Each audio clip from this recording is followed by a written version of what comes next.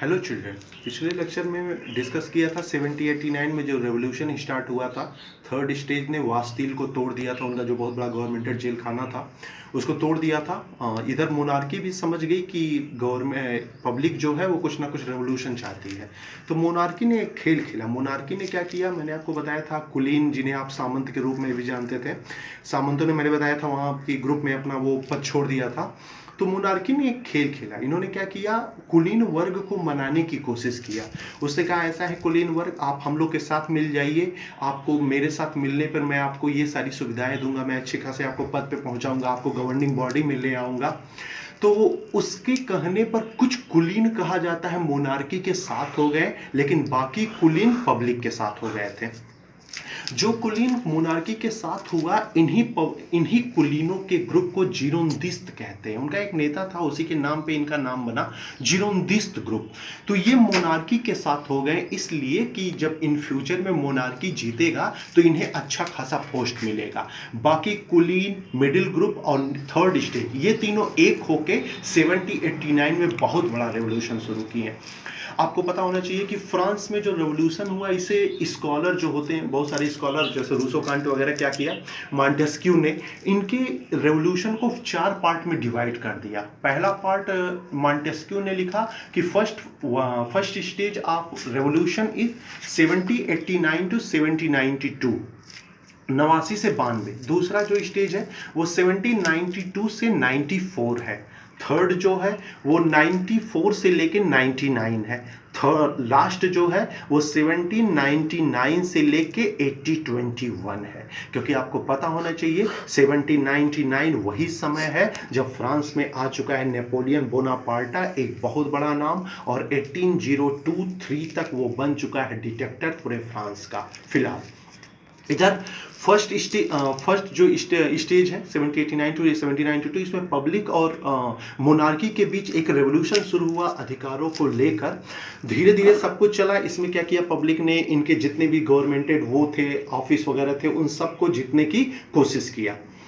1792 के बाद कहा जाता है जो 1792 से 94 वाला स्टेज है, ये बहुत डेंजरस स्टेज है। इसको बोलते हैं एग्रेसिव वार, क्योंकि इस वार को किसानों वगैरह ने किया। फार्मर इतने दिन से युद्ध कर रहे थे, उनकी फैमिली एकदम बैकफुट पे चली गई थी। किसान बहुत परेशान थे भाई कि वो अपने कुलीन अपने लिए लड़ रहा है, मध्य वर्ग अपने लिए लड़ रहा है, हम लोग के बारे में कोई सोच ही नहीं रहा है। तो कहा जाता है सेकेंड स्टेज पे खुद फार्मर नेता बन गए और इनको लीड कर रहा है कुलीन वर्ग का एक बहुत बड़ा नाम, और वो नाम है रॉब्सपियर का। बहुत बड़ा नाम। 1792 से 94 तक बहुत आतंक रहा है रॉब्सपियर, ये किसानों को लेकर बहुत आतंक फैलाता है। और मॉन्टेस्क्यू ने इसे कहा जाता है एग्रेसिव अटैकिंग कहा है। उसने कहा यूरोप में इससे बड़ी लड़ाई हो ही नहीं सकती जो इस फ्रांस के थर्ड स्टेज ने किया है अपने मोनार्की से। 1793 में इस ग्रुप ने मिलकर क्या किया, लुई 16 को मार दिया। यानी लुई 16 जो इस समय मोनार्की था फ्रांस का, 1793 में मर गया। रॉब्सपियर एकदम अटैकिंग मूड में यहां रहा है। उसने क्या किया, जिरोंदिस्त जो कुलीन वर्ग मिल गया था मोनार्की से, इसने 1794 में अपने पब्लिक के साथ डायरेक्ट गया मोनार्की के महल में, और जिरोंदिस्त के जितने मेंबर थे, कहा जाता है करीबन 600 या 700 मेंबर थे, उन सब को कहा जाता है महल से बाहर निकाल के एक लाइन में सबको मार दिया। यानी 1794 तक फ्रांस में मोनार्की सहित सारे जिरोंदिस्त मारे गए, और राज है थर्ड स्टेज का, और उनका एक ही नेता है, और वो नेता है रॉब्सपियर। जनता बड़ी उम्मीद की थी रॉब्सपियर की, रॉब्सपियर जाएगा हमारे लिए कुछ बेहतर करेगा, कुछ बेहतर करेगा। लेकिन जब रॉब्सपियर पूरे फ्रांस पर कंट्रोल किया तो रॉब्सपियर का एम्बिशियस, उसकी महत्वाकांक्षा बाहर आ गई, और उसने डिक्टेटरिज्म शुरू कर दिया, यानी तानाशाही रोक कर दिया। जब ये बात किसानों को पता चला तो किसानों ने मीटिंग किया, किसानों ने कहा हमसे गलती कहाँ हो गई कि इस तरह हो गया, ये कैसे हो गया। वो रॉबस्पियर तो हम लोग के बारे में सोचता था, ये कैसे हो गया। कुलीन के अन्य लोगों ने उन्हें बताया, मिडल ने बताया कि आपको इतना पावर किसी को देना ही नहीं चाहिए था। आपने रॉबस्पियर को इतना पावर दे दिया कि वो कह तो रहा है कि मैं आपके लिए भलाई के लिए कार्य कर रहा हूं, लेकिन सच तो ये है कि वो अपनी महत्वाकांक्षा पूरा कर रहा है। जब पब्लिक ये बात जानी है तो कहा जाता है पब्लिक ने विद्रोह कर दिया रॉबस्पियर के खिलाफ और खुद पब्लिक रॉबस्पियर को ही मार दिया 1795 तक। 1795 में रॉबस्पियर मारा गया। अब पूरी तरह जनता का नियंत्रण हो गया है पूरे फ्रांस में। जनता का नियंत्रण जब पूरे फ्रांस में हो गया तो जनता ने क्या किया, फिर से एक मीटिंग बुलाया है और इस मीटिंग में उन्होंने 5 डायरेक्टर बनाए हैं। 5 डायरेक्टरों की एक मीटिंग बना दिया।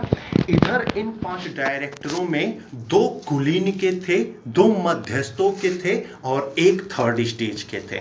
इन पांचों ने मिलकर भरोसा दिया कि पब्लिक आप घबराइए मत, हम फ्रांस को एक नया रिपब्लिक बनाएंगे, एक कॉन्स्टिट्यूशन लाएंगे, हम लोग ऐसा कार्य करेंगे जो आपके लिए भलाई का कार्य होगा।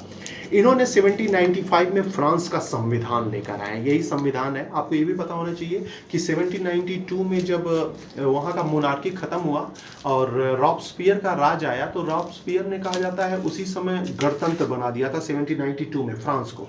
और 1795 में इन 5 डायरेक्टरों ने मिलकर एक संविधान लेकर आया फ्रांस का। सब कुछ अच्छा चल रहा था, 1796 सब कुछ अच्छा चल रहा था, लेकिन इन 5 डायरेक्टरों ने नीचे फ्रांस के अर्थव्यवस्था को सुधारने के लिए निचले तबकों पर बहुत टैक्स लगाते थे।